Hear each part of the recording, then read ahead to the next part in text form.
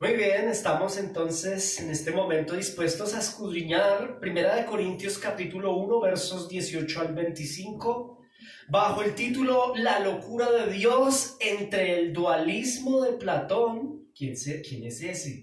Y el Evangelio de Cristo. Vamos a ver quién es ese señor. La locura de Dios. Y quiero invitarles a que leamos juntos al unísono el pasaje, si les parece. Primera de Corintios capítulo 1, versos 18 al 25. Dice la palabra del Señor, porque...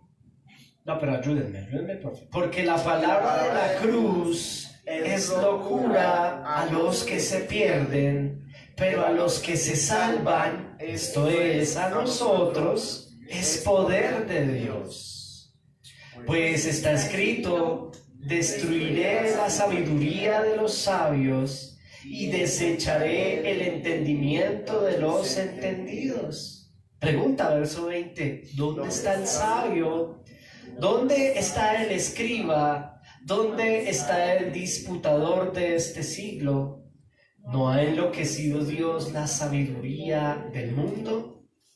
Pues ya que en la sabiduría de Dios el mundo no conoció a Dios mediante la sabiduría, agradó a Dios salvar a los creyentes por la locura de la predicación.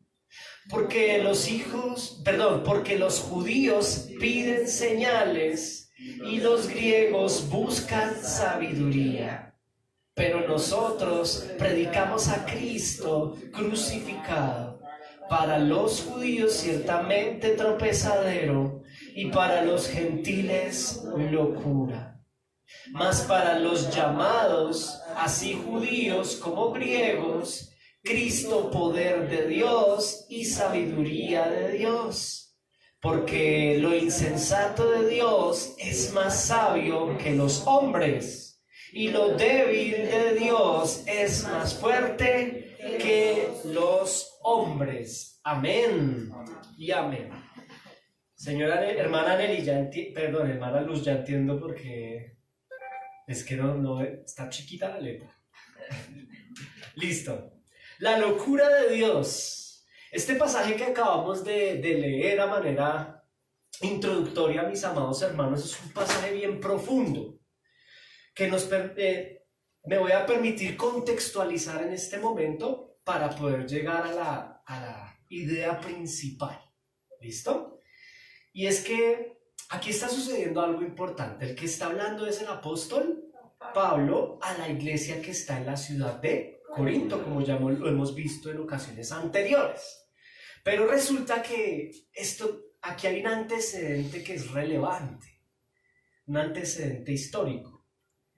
Y es que el apóstol Pablo, no seamos confianzudos, antes de ir a Corinto, una ciudad que ya lo hemos dicho, es una ciudad bastante cosmopolita, helenizada, Pablo tuvo una experiencia en otra ciudad llamada Atenas. Es decir, Pablo previamente había viajado a una ciudad muy cercana a Corinto, una ciudad griega, de influencia griega, llamada Atenas. Y resulta que, insisto, antes de ir a Corinto, Pablo se atrevió a ir a Atenas e incluso a predicar el evangelio en esa ciudad, ¿cierto? Y encontró una respuesta, pues en algunos de fe, por la gracia de Dios, pero en muchos otros de burla. Estoy hablando de Atenas. Y lo mismo le pasó en Corinto.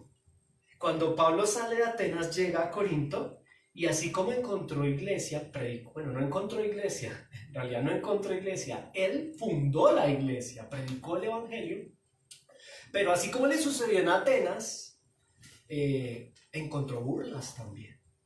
Muchas personas se burlaban. De hecho, Mauricio, ¿dónde saca eso? Pues eso lo narra el libro de los Hechos, ¿no? Note lo siguiente, Hechos 17:32, perdón, yo corro, es que no veo. Dice, cuando oyeron lo de la resurrección de los muertos, unos se burlaban. Esto sucedía cuando Pablo predicaba el Evangelio, ¿cierto? Pero hay algo que me encantó aquí cuando yo lo estaba estudiando y es lo siguiente. A pesar de que en Atenas y a pesar de que en Corinto, como en otras muchas ciudades, se burlaban del Evangelio, porque eso es lo que produce el Evangelio, en muchas personas produce burla, en otros produce fe salvadora, como en el caso nuestro, por la gracia de Dios. Pero note que a pesar de que se burlaban, Pablo nunca cambió el Evangelio. Nunca lo cambió. Es decir, no se dio como para tratar de agradar, como se están burlando, entonces como que adornémoslo o metámosle alguito como para que no se burle. No, él siempre se mantuvo firme en su convicción por el Evangelio. Ahora, los habitantes de Atenas, como los habitantes de Corinto, tenían algo muy particular y es que entre ellos tenían mucha filosofía, mucha sabiduría humana, en términos técnicos, filosofía griega entre ellos, tanto los de Atenas como los de Corinto. Y note lo siguiente, Cristo, quien es Dios, escogió a Pablo, al apóstol Pablo, y lo envió entre los gentiles, es decir, personas no del contexto judío, sino personas como Corinto o como Atenas. El Señor no escogió a otro de sus discípulos, escogió a Pablo, y por algo lo escogió. No porque fuera mejor que los demás, no, mis amados hermanos. Lo que pasa es que previamente Dios soberanamente le permitió a Pablo, ojo, escuche esto, Dios le permitió a Pablo educarse y tener un panorama abierto del contexto gentil acerca de la mitología y de la filosofía grecorromana.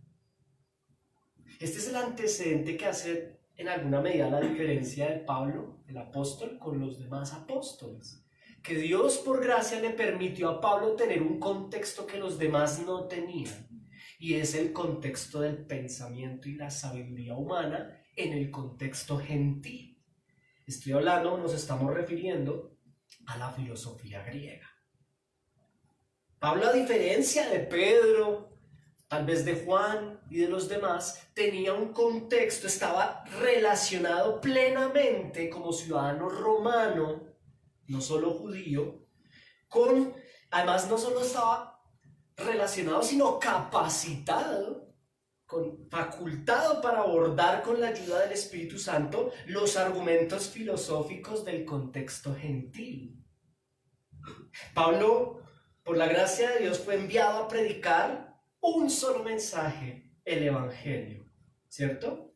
Y teniendo amplio conocimiento del contexto. ¿Qué contexto? 5 siglos antes de Cristo, Homero, la literatura de Homero, ¿no? La mitología griega. Siglo IV antes de Cristo, quinto, cuarto, los presocráticos y los socráticos, la filosofía de Sócrates, Platón y Aristóteles, 4 siglos antes de venir Cristo. Pablo domina el tema, el apóstol Pablo tiene conocimiento del tema, lo ha leído, lo conoce por ser ciudadano romano y además algo adicional, lo está viviendo en carne viva en esa ciudad de Corinto como lo vivió en Atenas. ¿Ok? Ahora, la ciudad de Corinto absorbió totalmente el pensamiento y la sabiduría de los griegos. Era una ciudad completamente helenizada en ese sentido. Es decir, abierta a esa manera de pensar, a ese estilo propio de la filosofía. Es decir, que Pablo le está hablando a una iglesia en Corinto, una iglesia donde tienen un gran problema que ya lo vimos de entrada, ¿no? Que es la división y la contienda. Pero aquí va a tratar con la iglesia de Corinto un segundo problema, y es la helenización, el pensamiento, la filosofía o el razonamiento, la sabiduría humana que se está metiendo en alguna medida, está influenciando la iglesia local. Aquí lo que está sucediendo es que Pablo llega a una ciudad cosmopolita, Corinto, ¿cierto? Ciudad letrada, ciudad de abundantes filosofías y de sabiduría humana, que influenció no solo la cultura y la tendencia popular de la ciudad, sino que influenció también a la iglesia local. Logró penetrar ese pensamiento y esa sabiduría humana. Ahora note que no estamos diciendo que es buena o mala, simplemente estamos contextualizando la situación. Ese tipo de pensamiento logró permear la iglesia local. Una iglesia de Cristo allá en Corinto que luchaba fuertemente con una dicotomía: el vivir enamorados y aferrados de la filosofía, porque ¿sabe algo? En ese momento había un enamoramiento y una fijación muy particular, ya no con Homero. Bueno, dicen los que saben que Homero no era uno, sino eran varios. Ya no con los literatos. Los literatos trataban de darle explicación al hombre de ciertas cosas, como quién soy yo y a qué vine al mundo. Y se inventaron la mitología, los dioses griegos.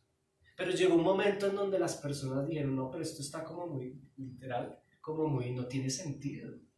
Porque los dioses, en vez de ayudarnos, están locos. De hecho hay una película que se llama así, Los dioses están locos. Porque sí, la mitología creó unos dioses muy locos, más paganos que la misma gente eran los dioses.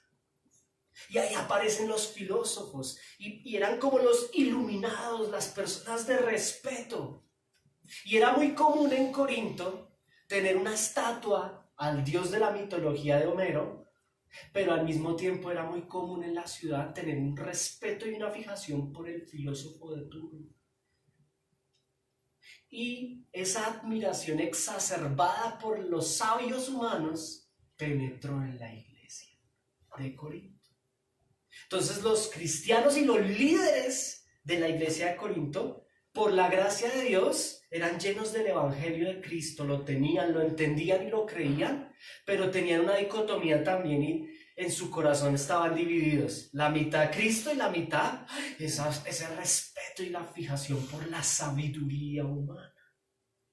Eso es lo que está sucediendo, y Pablo decide llamarle la atención a la iglesia y exhortarlos y pedirles cordura. ¿Por qué? Porque tenían por costumbre añadir a sus enseñanzas dentro de la iglesia, ¿cierto?, doctrinas de hombres, enseñanzas humanas, filosofías greco-romanas. Permítame insistir, los antiguos griegos estaban enamorados, esa palabra me gusta, y además eran aficionados por la filosofía. ¿Sabe qué significa filosofía? Amor a la sabiduría. ¿Pero a la sabiduría de quién? Pues a la sabiduría humana. Eso significa filosofía. Los antiguos griegos estaban enamorados de ello y habían edificado sobre toda su cultura sobre esa filosofía, sobre el pensamiento de los griegos, de los sabios griegos. Escuche esto: tenían más de 50 grupos o escuelas del pensamiento hasta ese momento. No sé en cuántas van el día de hoy. Si hay un filósofo entre nosotros, al final del culto me cuentan, por favor. Pero hasta ese momento tenían más de 50 grupos o escuelas de pensamiento filosófico. ¿Y sabe qué sucedía? Esto es importante entenderlo. Competían entre sí.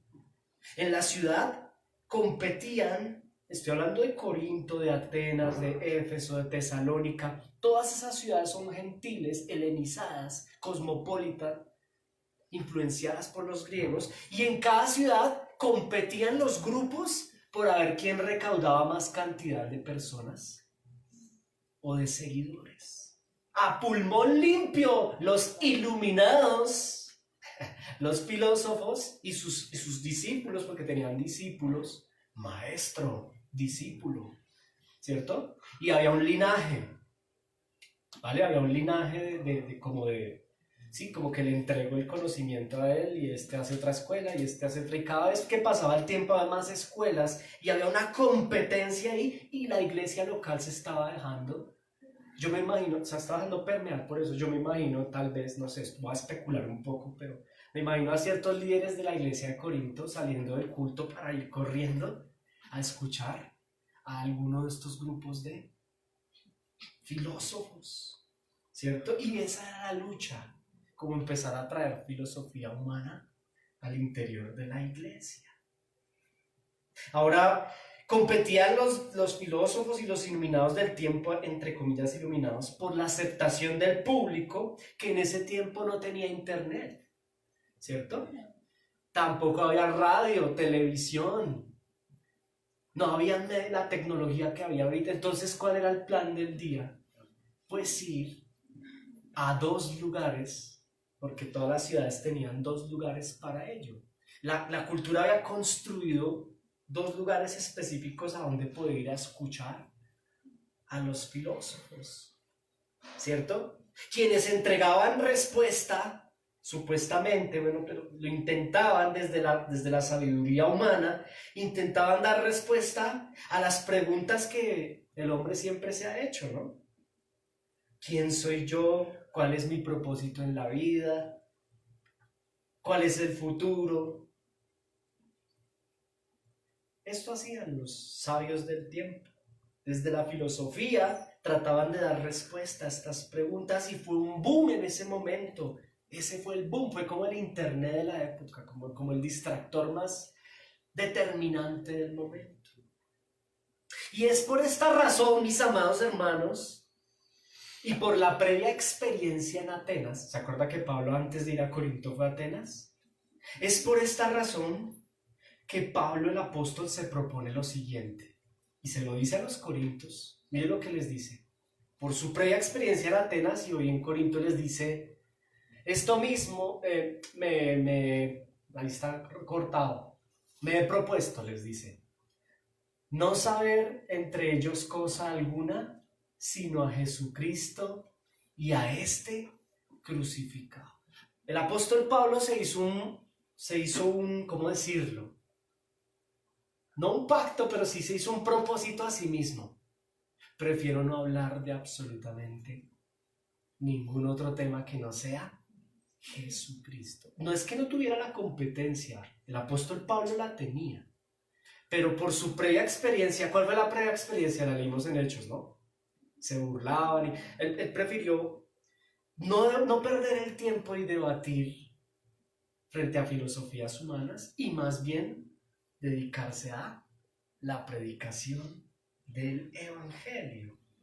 No quiere decir esto, mis amados hermanos, que esté satanizando la filosofía o prohibiéndola o restringiéndola, no, ni mucho menos la libertad que tienen los creyentes en Corinto a textos o sabidurías humanas. Más bien todo lo contrario, él mismo lo ha abordado previamente, él mismo conoce el tema, sin embargo se hace una propuesta y se lo propone a la iglesia. Dediquémonos a el Evangelio de Jesucristo. Y aquí es donde entra el tema del día de hoy. Él va a trabajar con la iglesia y les va a hacer entender, bueno, les va a exponer las razones por las cuales es mejor predicar el Evangelio que la sabiduría humana. Con mucha paciencia y con mucho amor les explica por qué es mejor predicar el Evangelio y no caer en sincretismo. La segunda enfermedad, mis amados hermanos, o el segundo problema que tiene la iglesia de Corinto es el sincretismo. Diga conmigo, sincretismo. ¿Qué es sincretismo? Unión de 2 o más dogmas. El sincretismo es un gran problema que tiene Corinto. Para que lo entendamos mejor, esto es una iglesia bíblica pura.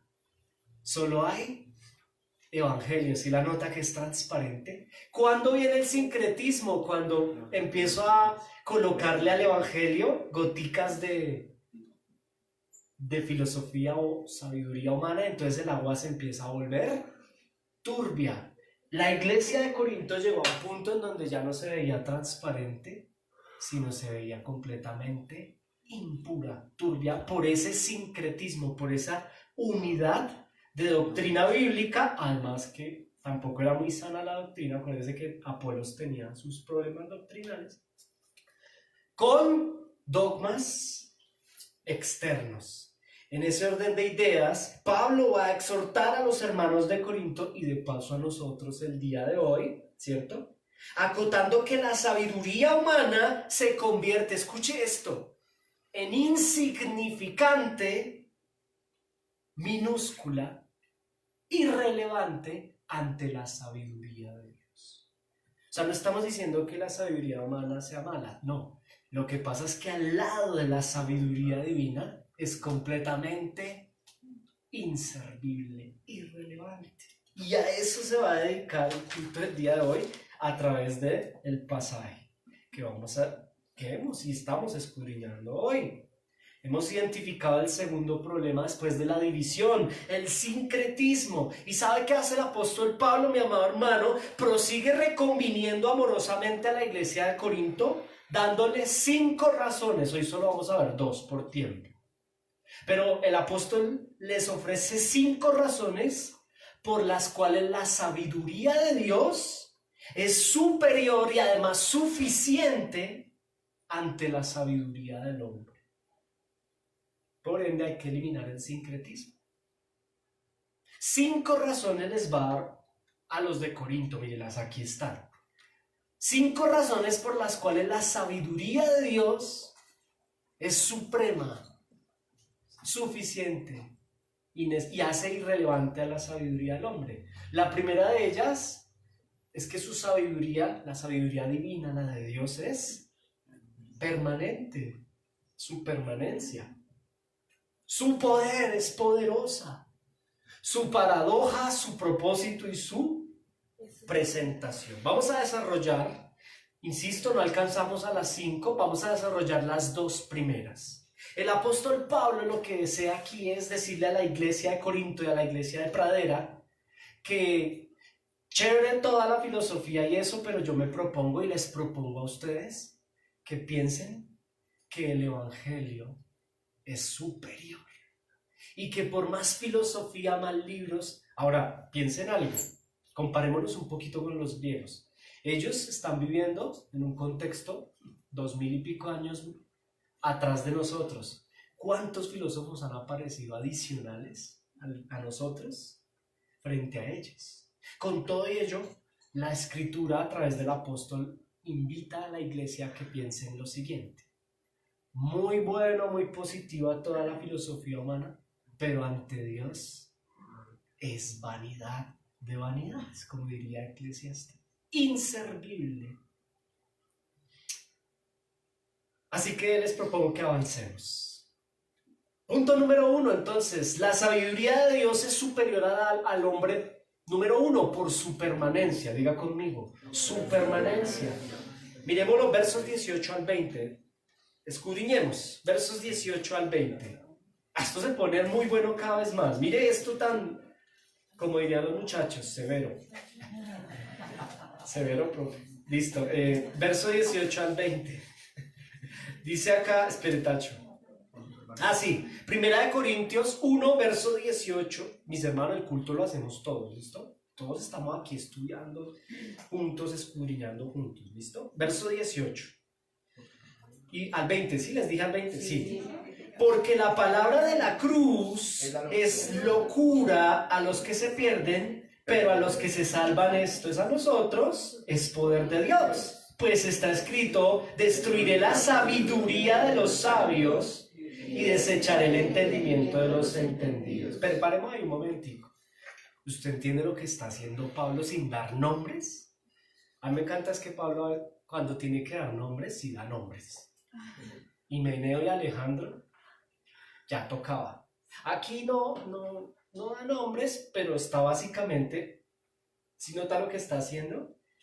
Está minimizando a pensadores en ese tiempo y incluso en este tiempo.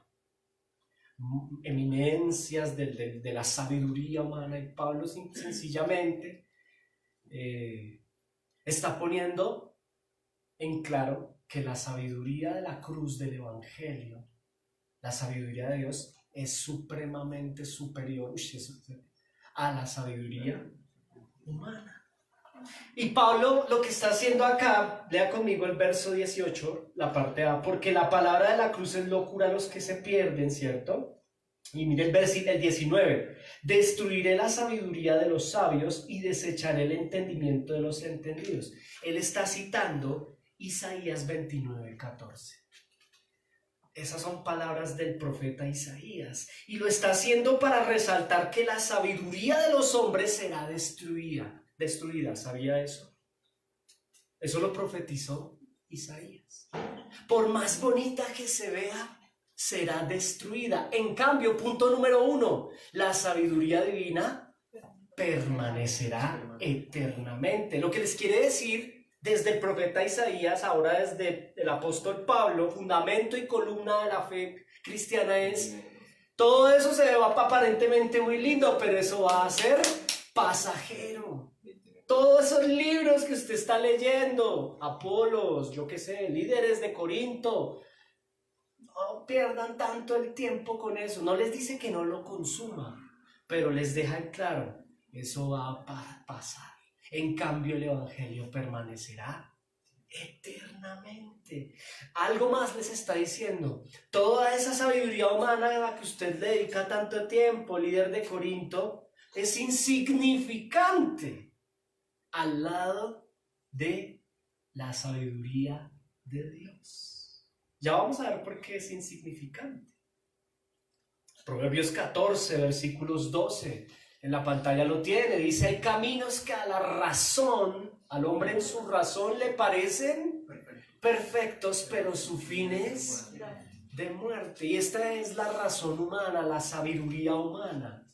Cree que tiene razón en algo, pero al final hay un destino no muy benigno en alguna medida.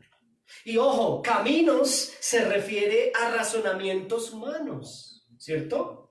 Una de las razones por las cuales muchos habitantes de la ciudad de Corinto se mantenían alejados del Evangelio, de la Biblia y de la iglesia local de Corinto era, escuche esto, era su desacuerdo con el Evangelio de la cruz de Cristo. Y sencillamente estaban en desacuerdo por dos razones: porque no coincidía con la sabiduría de los griegos, y dos, porque no coincidía con su manera de pensar, de razonar como seres humanos.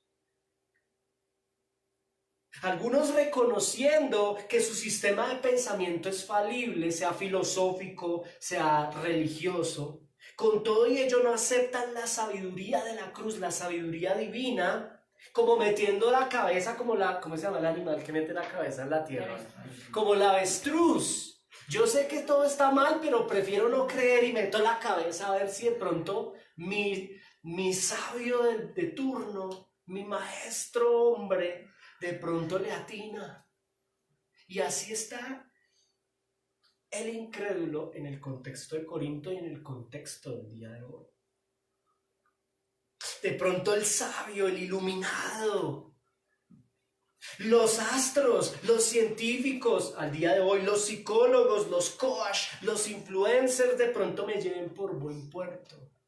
Pero la escritura nos deja ver que esos caminos finalmente conducen a, aunque parezcan bellos, porque es que son atractivos. O sea, es que en realidad ir a escuchar a los filósofos parece ser que era el plan. Atractivísimo. Pero al final valga la redundancia, su fin es de perdición. Dice Romanos capítulo 1, verso 18, tales personas, ¿quiénes son tales personas? Los que pretenden ser sabios. Mire Pablo lo que está haciendo, inspirado por el Espíritu Santo. De pronto algún enamorado aquí de Platón, de Sócrates, de Aristóteles o de algún filósofo moderno. No queremos herir susceptibilidad alguna, pero es que es necesario entenderlo. Las personas que pretenden ser sabias, pretendiéndose ser sabias, se hacen necios. Jeremías 8:9, los sabios se avergonzaron, se espantaron y fueron consternados. He aquí que aborrecieron la palabra del Señor y qué sabiduría tienen. Esa es una pregunta maravillosa. Leamos el verso 20 para ir avanzando. Mire el verso 20. Hace 4 preguntas que tienen relación con Jeremías 8:9. Mire que Pablo siempre cita la palabra, ¿sí? Jeremías, Isaías. Estas 4 preguntas son esta misma. Mire lo que les pregunta a la iglesia, ¿no? A los líderes, a los evangelistas de la iglesia en Corinto. ¿Dónde está el sabio? Dígalo conmigo. ¿Dónde está el sabio? Pregunta 2. ¿Dónde está el escriba? Pregunta 3. ¿Dónde está el disputador de este siglo? Y pregunta 4. ¿No ha enloquecido Dios la sabiduría del mundo? Lo que está haciendo el apóstol aquí es poniendo en jaque mate a toda la sabiduría humana. Es decir, ¿para qué ha servido toda esa parafernalia de 5 siglos desde Homero? Presocráticos y socráticos, ¿dónde están? A ver, ¿qué han resuelto? Lo que nos está enseñando el Señor aquí. Con toda su sabiduría, ¿para qué han servido? ¿Cierto? ¿Dónde están esos sabios admirados? ¿Para qué sirven? ¿Dónde están las respuestas? ¿Cuántos han eliminado la guerra? ¿Cuántos han eliminado el hambre, las miserias, la ignorancia, el crimen? ¿Dónde están? Como dicen en el estadio, ¿no? ¿Dónde están que no se ven? ¿Dónde están los sabios? No están. ¿Para qué ha servido toda esa sabiduría? Es lo que está preguntando Pablo. Y alguien refutará diciendo, pero es que el hombre moderno ha avanzado, ¿cierto? El hombre ha avanzado en ciencia, en tecnología, en educación. El hombre moderno tiene psicología, porque eso no existía en esta época. El hombre moderno tiene pedagogía, psiquiatría, trabajo social. Yo sé que aquí hay trabajadores sociales, pedagogos, psicólogos, pero bueno, ¿y a dónde están? ¿Para qué le ha servido al hombre? Hemos avanzado en tecnología, bueno, listo, sí, está bien. Hemos avanzado en tecnología, pero aún teniendo tecnología, mis amados hermanos, el mayor problema del ser humano no ha sido resuelto. Con toda la tecnología, con toda la pedagogía, con toda la psicología, sigue habiendo odio, hambre, desigualdad, guerras, violencia, contiendas. Entonces por eso Pablo les pregunta, ¿dónde están? ¿Para qué? ¿Para qué tanta retórica? ¿Para qué tanta mayéutica? Sócrates, en vano diste tu vida voluntariamente. ¿Dónde estás? ¿Qué has hecho? ¿Qué has construido? Y a mí me encanta, mire el verso 20, pregunta, ¿dónde está el sabio? ¿Dónde está el disputador? ¿Sí lo nota? ¿Sí lo ven en el verso 20? ¿Dónde está el disputador de este siglo? ¿Qué es eso? ¿Sabe por qué pregunta? Porque en el contexto hermenéutico, disputador viene del griego, esa palabra es muy difícil, del griego susetetes. Eso significa, esa es la etimología de disputador. ¿Y sabe qué significa susetetes? Alguien que discutía sobre filosofía. En el contexto de Corinto, Atenas y todo ese contexto gentil, era la costumbre discutir sobre filosofía. Disputar, o sea, ustedes, no sé, yo nunca he ido a gallos, ni a boxeo, ni a nada, eso no me gusta, pero esos eran los gallos y el boxeo de la época, ir a ver, no a los golpes, o el fútbol tal vez de la época, ¿no? En estadio, había lugares, no eran estadios precisamente, pero eran lugares, ya les voy a mostrar una foto de los lugares, donde la gente se tenía su camisa, metafóricamente tenía su partido, y disputaban. Y al final Pablo les pregunta, semejante show aquí, ¿qué han solucionado? Nada han solucionado. Esos lugares se llamaban el ágora y el aerópago. En el aerópago, los filósofos tenían las estatuas de sus dioses paganos. Y en el ágora era un recinto donde hacían las disputas, el disputador 1 contra el disputador 2, el filósofo iluminado, tal vez por allí, si usted lo escudriña históricamente, pasaron los grandes filósofos griegos a defender sus tesis, ¿cierto? Se preparaban antes de ir al ágora a disputar en un lugar llamado el Liceo. De hecho, Alejandro Magno estudió a los pies de Aristóteles, quien inventa el Liceo. ¿Y a dónde están? ¿Qué resolvieron? Inspirado por el Señor, ¿no? ¿Qué resolvieron? Aquellos sabios que conflictuaban para supuestamente resolver las problemas que al final no resuelven nada, como las tesis de grado del día de hoy. Se quedan en el papel porque al final nada se resuelve. ¿Dónde están los sabios? Nadie ha podido resolver el problema más grande del ser humano, solo Cristo y su Evangelio. ¿Por qué? Porque el Evangelio sí resuelve el problema del ser humano que se llama pecado. Pecado. Mire esto, no creo que se alcance a ver bien, pero esta es una foto de la ciudad. Esta no es Corinto, esta es Atenas. Pero es una foto actual. Así como en Colombia, en toda ciudad hay una plaza de Bolívar y en ella hay una parroquia y una alcaldía. Los griegos funcionaban, más bien nosotros les copiamos a ellos. En toda ciudad tenían ¿se acuerda del ágora? Bueno, se lo estoy presentando ahorita. Aquí está la Acrópolis. ¿Recuerdan la Acrópolis? Que era la ciudad sobre la ciudad donde se rendía honor a la diosa en Corinto, donde se hacían los bacanales sexuales, que ese es el problema que después más adelante quiere tratar Pablo. Pero aquí abajo, mire, la Acrópolis está arriba, aquí abajo mire el ágora, ¿sí lo ve? ¿Sí lo nota? Eso solo quedaron ruinas, pero es hasta bonito, ¿no? La arquitectura y todo. Y abajo está el Areópago, que Pablo estuvo en el Areópago y se cogió la cabeza y predicó en Atenas, ¿no? Aquí en Corinto sucedía más o menos similar. Está la Acrópolis, el Ágora y el Areópago. Frente al Ágora, donde discutían los disputadores, había una estatua del dios Zeus. En todas las ciudades del contexto gentil. Ahora, ojo con lo siguiente. Recuerde el punto número 1. ¿Cuál es? La sabiduría de Dios prevalece sobre la humana, ¿cierto? Pablo les está preguntando dónde están y qué han resuelto. Nadie puede resolver lo que Cristo y su Evangelio sí ha resuelto. Hagamos un paréntesis acá, mis hermanos.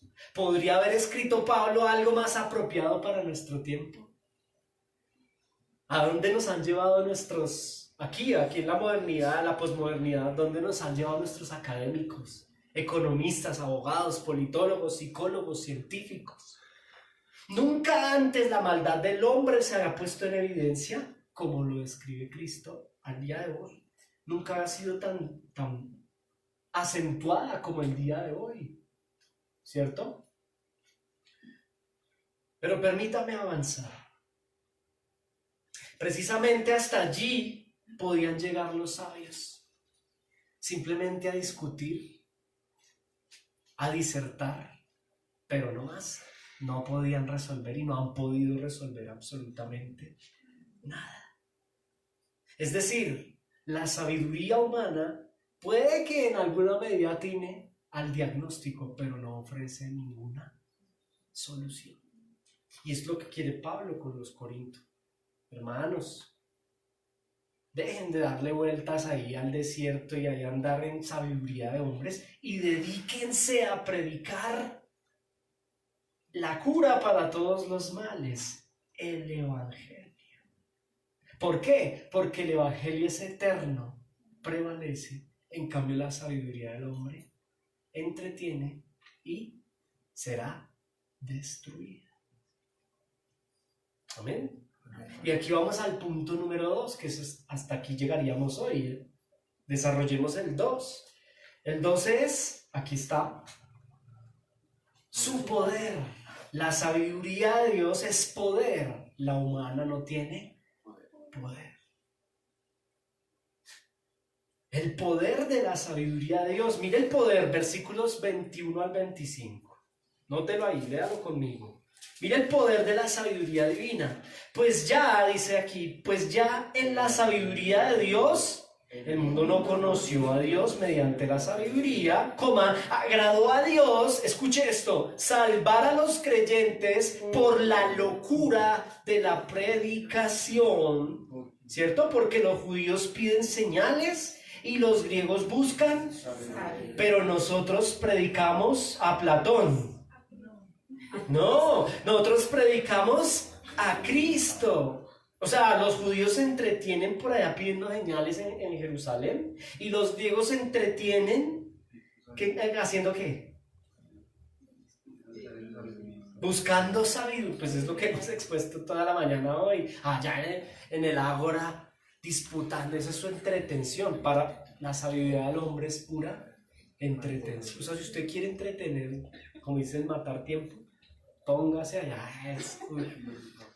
Pero el Señor llama a la iglesia a que se dedique a escudriñar la sabiduría divina. No me quiero adelantar siempre digo esto, a la aplicación personal, pero ¿cuántos cristianos saben más?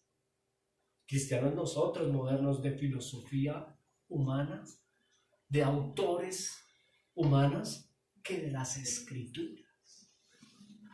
¿Cierto?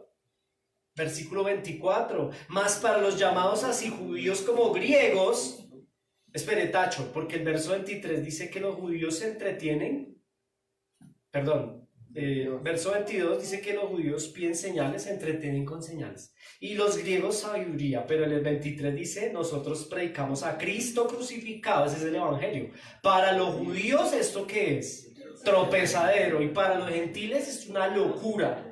Más para los llamados, así judíos como griegos, Cristo poder de Dios y sabiduría de Dios, porque lo insensato de Dios es más sabio que los hombres, y lo débil de Dios es más fuerte que los hombres. Ojo, el evangelio es poder y sabiduría de Dios. Repito, punto número 2, el evangelio es sabiduría y poder de Dios mismo. Y frente a la sabiduría de Dios, la sabiduría del hombre es irrelevante. Pero aquí hay varios detalles. Aquí hay muchos detalles de importancia. Por ejemplo, el verso 21 nos arroja el primero. Yo no sé si usted lo dejó pasar. Dice que en la sabiduría de Dios el mundo no conoció a Dios, ¿cierto? Pero agradó a Dios salvar a los creyentes ¿por medio de qué? De la locura de la predicación. Vea, escuche esto. Pablo le pide a la iglesia que entienda que Dios no decidió salvar al hombre por la sabiduría de los griegos o por la sabiduría humana, porque es imposible. Dios escogió salvar al hombre por medio de el evangelio. Por eso Pablo les pide que dejen de perder el tiempo, porque eso que están haciendo no trae salvación. Pero es que tenemos una iglesia culta y letrada. Pues para eso está la universidad, bueno, el Areópago, el Ágora. No, la Acrópolis era para otra cosa. Para eso estaban esos dos recintos. Pero si se trata de la salvación del hombre, es irrelevante todo ese activismo que están haciendo, ¿cierto? El verso 21 nos deja ver que el Señor quiere presentarse. Escúcheme bien, aquí viene el centro del mensaje. El Señor Dios, el único Dios verdadero, no ese Zeus que está al frente del ágora. El Dios verdadero quiere presentarse al mundo, no por lo que están disputando allá con gritos en ese lugar en Corinto, no por la la astronomía, porque habían los pitagóricos, habían quienes se dedicaban a darle respuestas, de hecho lo hacen al día de hoy, le quieren dar respuestas a las personas a través de lo que hay al exterior del planeta. Y resulta que la escritura nos está diciendo a través del apóstol Pablo que Dios quiso presentarse al mundo y además reconciliar al mundo a través del evangelio, que es poder y sabiduría de Dios. Ningún astrólogo, astrónomo, no es la ciencia tampoco, la partícula de Dios. La arqueología, el razonamiento humano, tal vez las religiones, la ciencia, que además es un invento de Dios, no del hombre. Ni siquiera la ciencia nos lleva a Dios. Lo único que nos lleva a Dios es el Evangelio. ¿Cierto? Dios se reveló de manera general. Escuche esto, en teología le llamamos la revelación general. Dios se revela a todos los hombres a través de su creación, para que nadie tenga excusa. Es decir, el hombre puede mirar al cielo y todos esos sabios y todo, hay un logos, hasta allá llegaron, hasta eso llegaron, a entender que hay un Dios, un creador. El físico premio Nobel alemán Albert Einstein, después de muchos años de insistir en el ateísmo, llegó a una conclusión final. Porque en realidad iba en contravía de la teoría de la relatividad. Él dijo, si hay teoría de la relatividad, tiene que haber un diseñador inteligente.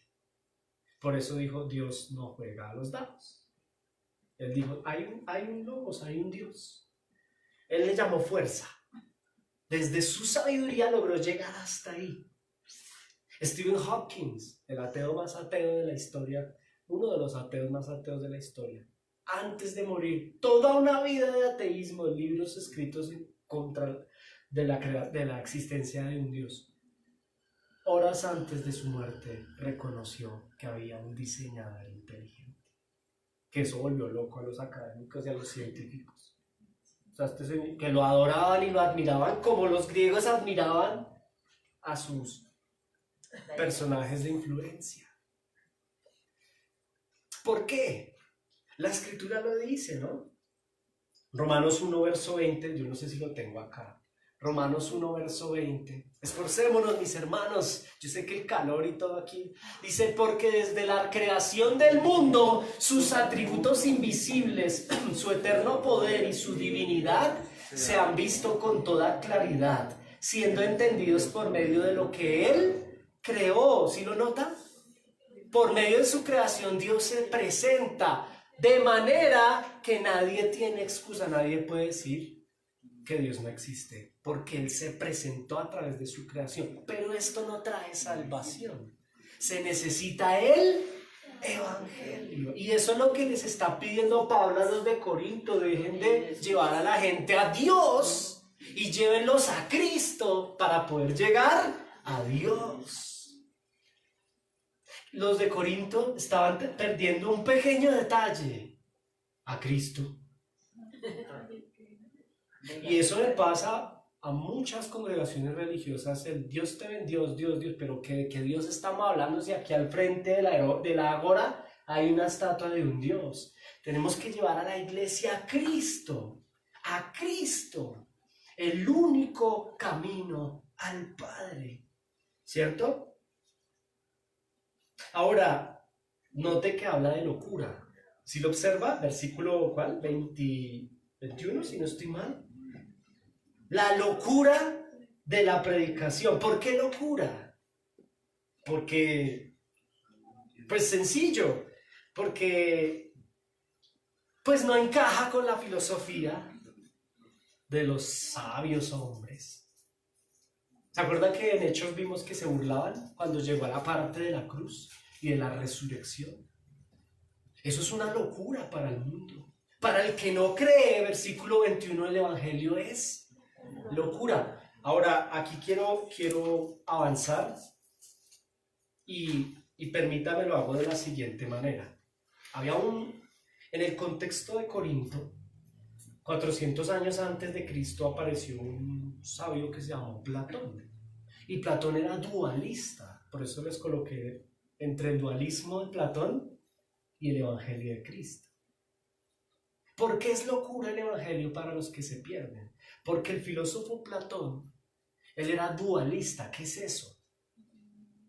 El dualismo de Platón consiste en que Platón pensaba que el alma del hombre era buena y pura, pero que el cuerpo del hombre era corrupto y sucio. Yo creo que Platón, sinceramente no se va a especular, pero tenía una influencia de pronto de la filosofía oriental, lo que usted conoce como el yin y el yang, ¿cierto? Esa creencia dual de que el cuerpo es malo, corrupto, perverso, pero que el alma es purísima. De hecho, Platón en su dualismo dice que el alma está encarcelada en un cuerpo malo. Eso es lo que decía Platón. Y a eso se le conoce como dualismo. Porque Pablo nos dice que es locura para los que se pierden. Porque cuando el evangelista llega a Corinto y le predica a los sabios griegos platónicos y les dice que Dios no es esa estatua que está ahí, sino que Dios, el creador, el logos del cual ellos hablan, vino al mundo y se hizo carne y habitó entre nosotros, Emmanuel, para morir y volver al cuerpo y resucitar. Para ellos era una locura, porque ellos pensaban que el cuerpo era malo. Y como Dios, siendo puro, se puede hacer carne en un cuerpo malo. Eso es una locura, y se burlaban. Ahora, ¿cuál es el punto aquí, mis hermanos amados? Que la sabiduría humana, en cierta medida, tiende a ser más bien una piedra de tropiezo. Porque el que entre más se hace sabio, como lo decía la escritura, termina siendo un necio. Y es que querer encajar el evangelio en la sabiduría humana eso sí es una locura.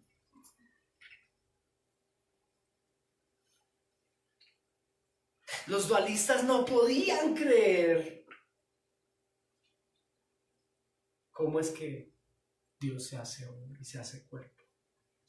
Les parece locura, ¿cierto? Hiere la susceptibilidad del gran hombre sabio. Ahora, el problema con Corinto es que había cristianos dualistas, ¿sabe?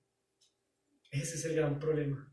Que están abrazando esas doctrinas humanas y el sincretismo. Entonces juntan el evangelio con ese dualismo, que de hecho va en contravía a la sabiduría divina. Y el mayor problema es que le otorgan más peso a la sabiduría humana que al evangelio, ¿cierto? Ahora, versículo 21, escudriñémoslo rápidamente.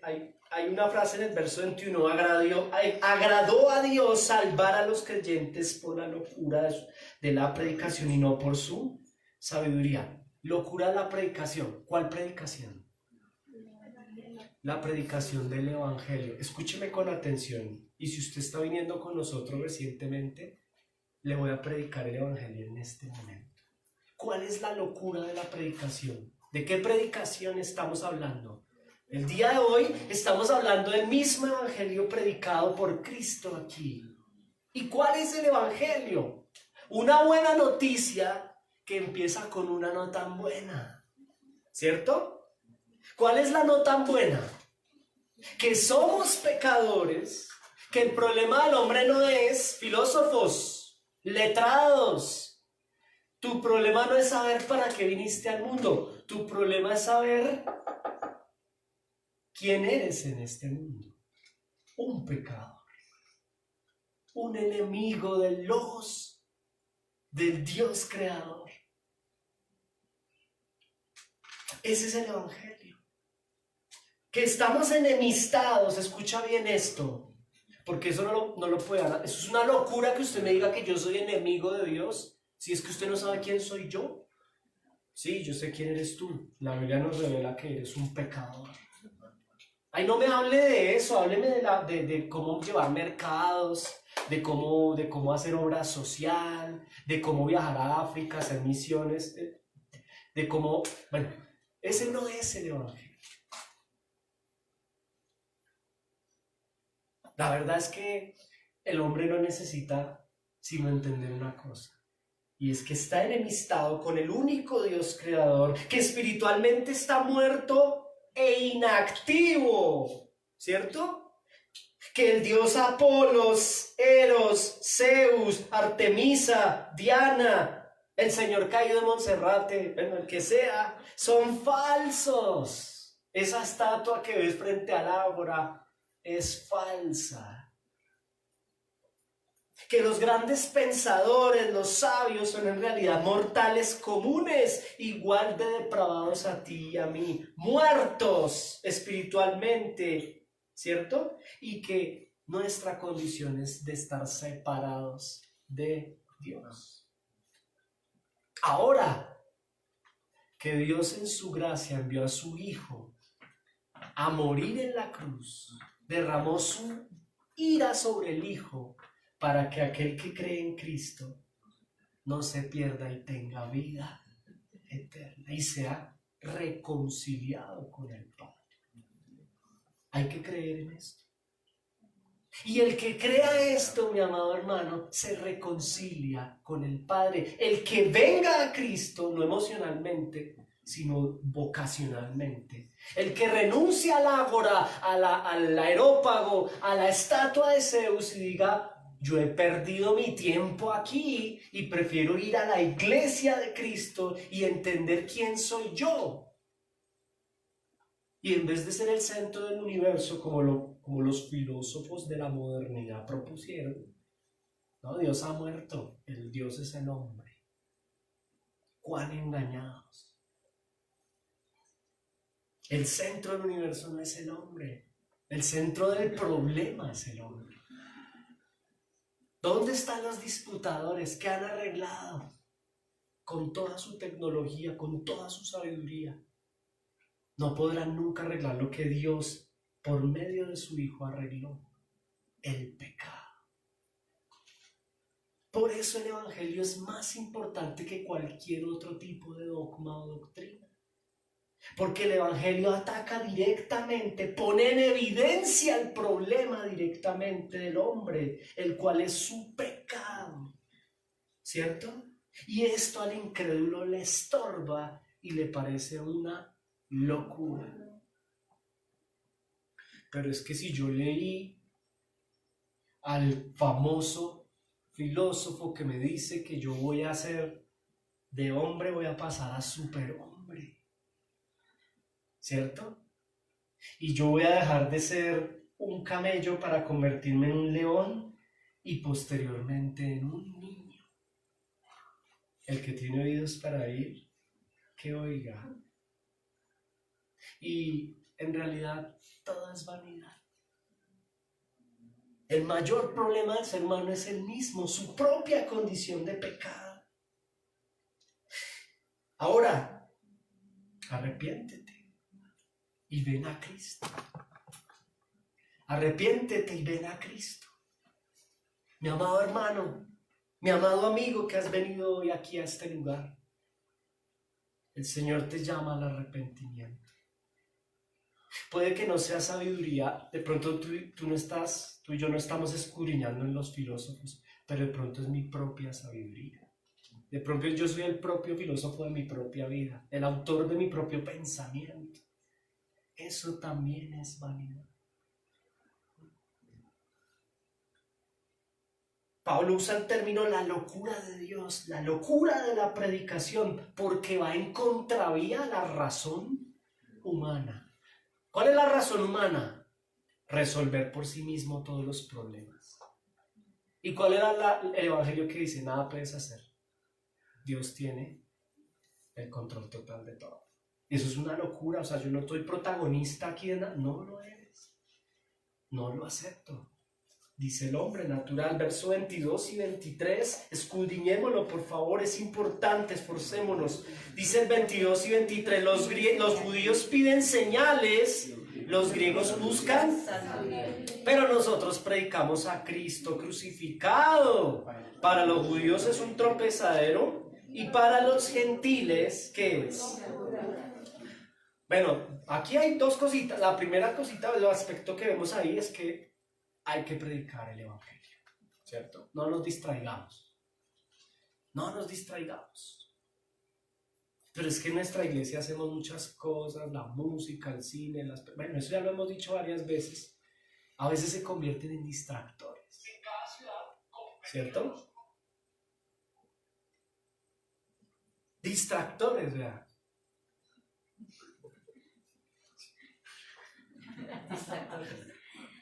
Distraen al predicador.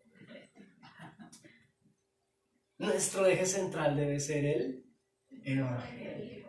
¿Por qué para los judíos tropezadero? Escuche esto. ¿Por qué para los judíos tropezadero? ¿Usted se ha tropezado, mi amado hermano, con una piedra? Con esas baldosas de Bogotá que escupen y todo eso.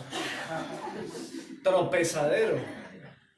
¿Por qué para los judíos el evangelio es un tropezadero? Porque el judío en su soteriología, este término, en su doctrina de la salvación, el judío consideraba que se salvaba o tenía una relación con Dios a partir de cumplir las obras de la ley. Y cuando le dicen que la ley no sirve, que ha sido abrogada y que es por la gracia por medio de la obra de Cristo, pues eso es un tropezadero.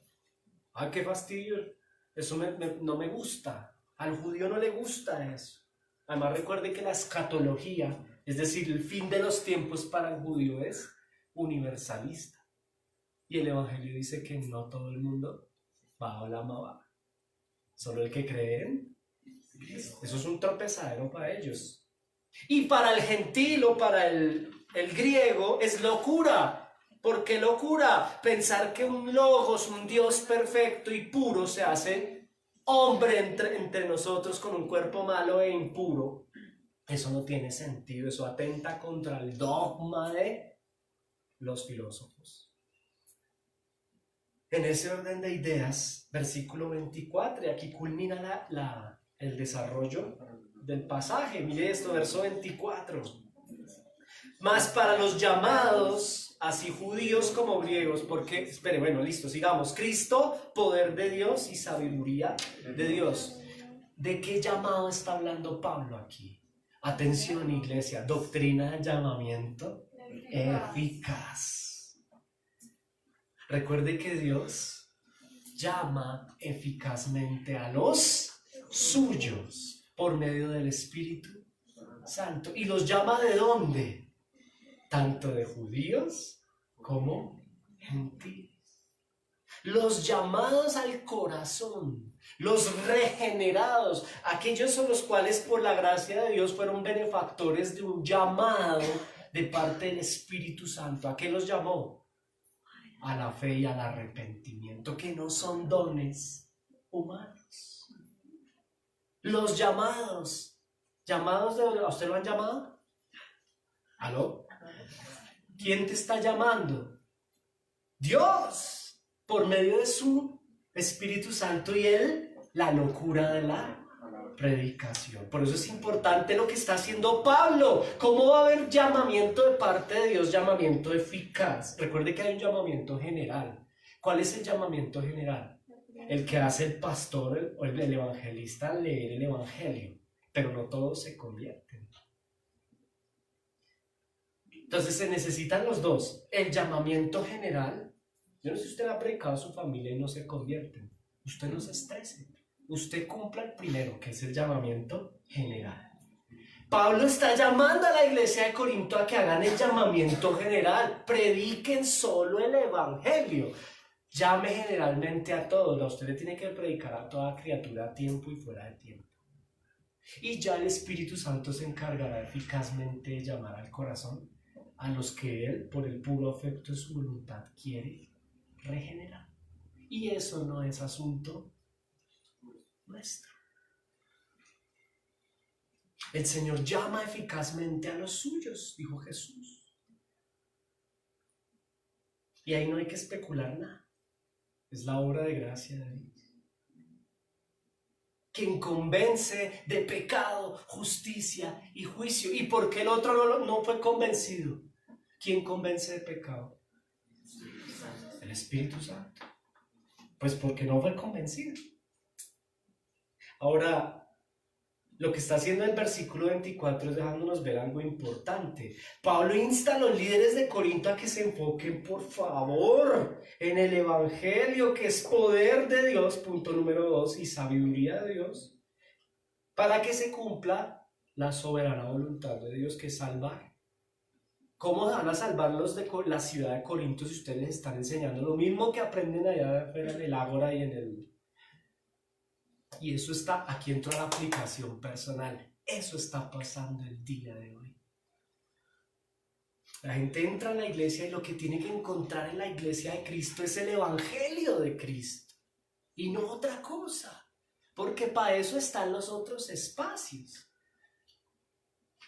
Es que a mí me gusta mi iglesia porque ahí hay buena, lo que tú quieras pensar, pero aquí a mí me gusta la iglesia porque está el evangelio de gracia, la cruz de Cristo, la invitación al arrepentimiento, el poner el espejo y mostrar al ser humano su condición de enemigo, de enemistado, de muerto y su necesidad de un Salvador. Yo extraigo de aquí, de este pasaje que acabo de desarrollar, mis amados hermanos, aspectos prácticos importantes. Por ejemplo, el primero, cuidado con el sincretismo, Iglesia Santa Gracia. Hablemos ya aquí para nosotros. ¿Qué nos deja esta porción de la palabra? Número 1, cuidado con el sincretismo.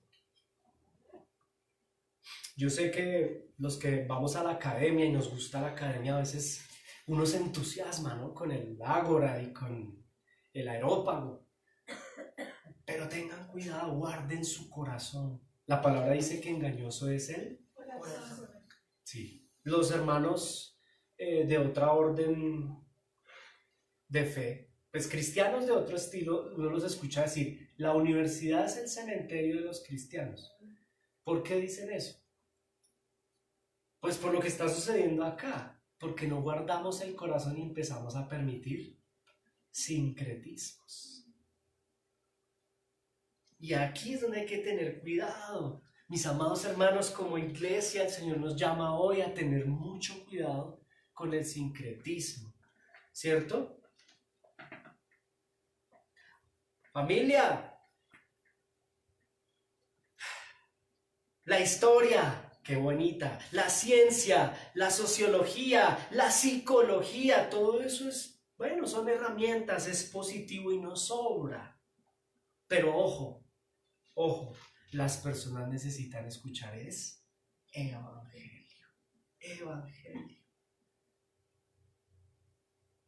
Que en nuestra iglesia hay un departamento de psicología. No olvídese, hermano, olvídese.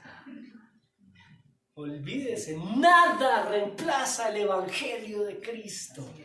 Ninguna sabiduría humana reemplaza ni ayuda al evangelio. Eso es decir que Cristo necesita ayuda. Es decir, el evangelio no es suficiente. Traigamos un psicólogo. No, mis hermanos, no tengo nada contra la psicología, pero al interior de la iglesia, Pablo le pide a los corintios y le pide a Santa Gracia que al psicólogo lo siente a escuchar el evangelio. Es que traigamos al hermano que es tan experto en historia. ¿Y para qué? Nosotros necesitamos expertos en el evangelio. Que la historia ayuda y claro, lo que acabamos de hacer es un contexto histórico que me iba como alargando. Es bueno, pero es una herramienta. Simplemente el evangelio es y debe ser el centro de la vida de la iglesia de Corinto y de Santa Gracia, iglesia local. Cuidado, porque es que, mis hermanos, a veces nos emocionamos y nos vamos por donde no debemos ir.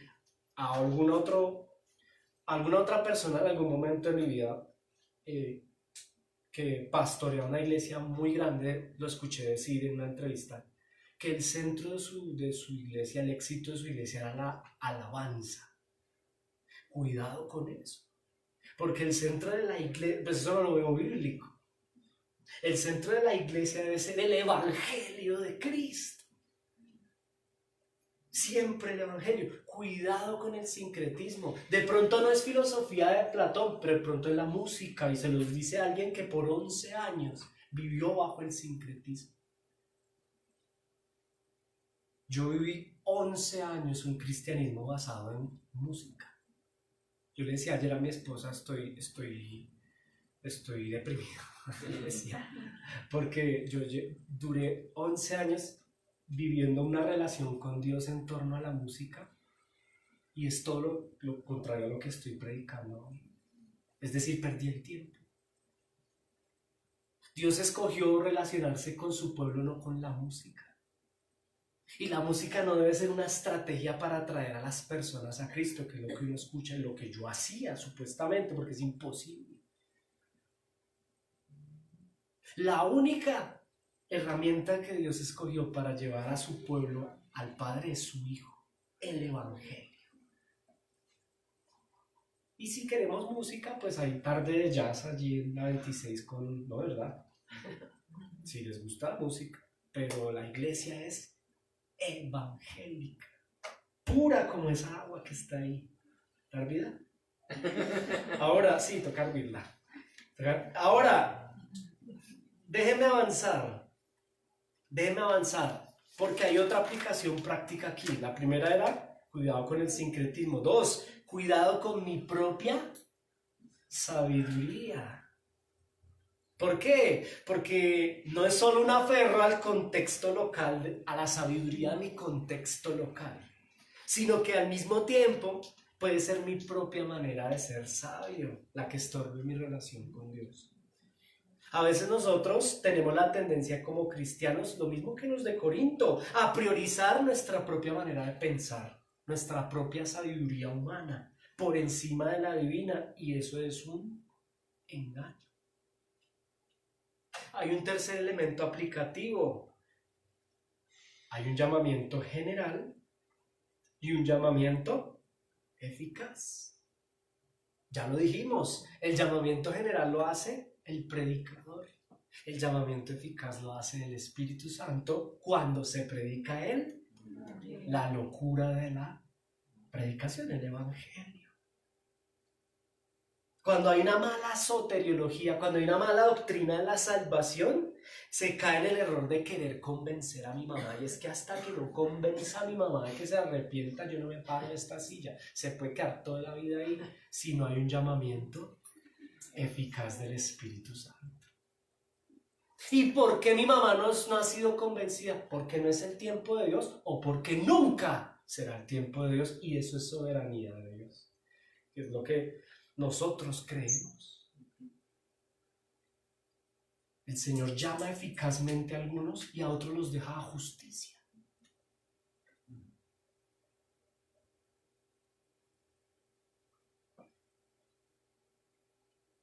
El proverbista dice que Dios creó al impío para el día malo. Y eso también es soberanía de Dios. Hay un llamamiento general. Iglesia, Pablo, inspirado por el Espíritu Santo, le pide a los corintios y nos pide a nosotros, y yo se los pido como pastor amorosamente, prediquemos el Evangelio. Usted no sabe, usted y yo no convencemos a nadie, no se siente a convencer a nadie. Usted solo predique. No cambie el Evangelio, mi hermano, no le meta a Platón, Aristóteles, Sócrates, Nietzsche o el que a usted le guste, Heidegger. No, tranquilo. Solo predique el Evangelio, como Pablo. Si se burlan, gloria a Dios, si se burlaron de Pablo. Pues si se burlan, qué bueno. Pero no, solo prediquemos el Evangelio. Y dejemos que el Espíritu Santo llame a los que Él quiere llamar. Si los llama, aquí se sentarán. Gloria a Dios. O en donde Él quiera sentarlos. A la iglesia local, donde Él quiera que estén, ahí estarán y ahí se formarán. No nos estresemos convenciendo a nadie. Simplemente prioricemos el Evangelio. Y lo último, con esto quiero terminar, mis amados hermanos, porque esto es aplicativo para nosotros como iglesia local. Diga conmigo, sin legalismos. Estudiar, leer, escudriñar, ser académico es un distintivo del cristiano bíblico. De hecho, de la Reforma. El cristiano reformado, pues por eso existe la primera universidad pública del mundo en Ginebra, porque el cristiano bíblico tiene la necesidad de estudiar. ¿Por qué les digo sin legalismos? Porque no quiero que salgamos de aquí siendo, sí ve que Dios nos dijo, el pastor nos enseñó que no hay que leer filosofía griega. No, nadie ha dicho eso. Sin legalismos, tengamos cuidado, ¿cierto? Estudiar, leer, escudriñar, ser académico es un distintivo del cristiano reformado. La Escritura no nos está diciendo que nos alejemos del areópago o del ágora. ¿Sí lo nota? Lo que nos está pidiendo es que nos alejemos de la Acrópolis. ¿Se acuerda lo que se hacía en la Acrópolis, no? De ahí sí salga corriendo, pero del Areópago, si usted quiere ir a escuchar al diputado, bueno, Dios lo guarde, hermano, y tenga madurez, carácter y llénese del Señor. Conozca su contexto, porque usted tiene que conocer el contexto, pero no se enamore del Ágora ni de la Acrópolis. Prioricemos a Cristo sin legalismos, por favor. Vea, mis amados hermanos, preparémonos. Dios nos llama a estudiar, hagamos doctorados, maestrías, vaya, estudie ciencia, haga arte, cultura, pero siempre, mi amado hermano, priorice el Evangelio de Cristo. Mis amados, a eso nos llama el Señor, a ser la sal del mundo. ¿Y la sal dónde va a salar? Pues entre el Ágora, entre el Areópago. A mí me encanta la llenura de Dios del apóstol Pablo. Ya va a cerrar la Biblia, no se preocupe. ¿Por qué? Porque el apóstol Pablo nunca dejó de ir al Ágora o al Areópago. Pero se propuso en su corazón estar allá predicando a Cristo crucificado. ¿Sí lo nota? Y a eso nos llama el Señor. Sin legalismos, prediquemos a Cristo. Amén. Amén. Gloria a Dios.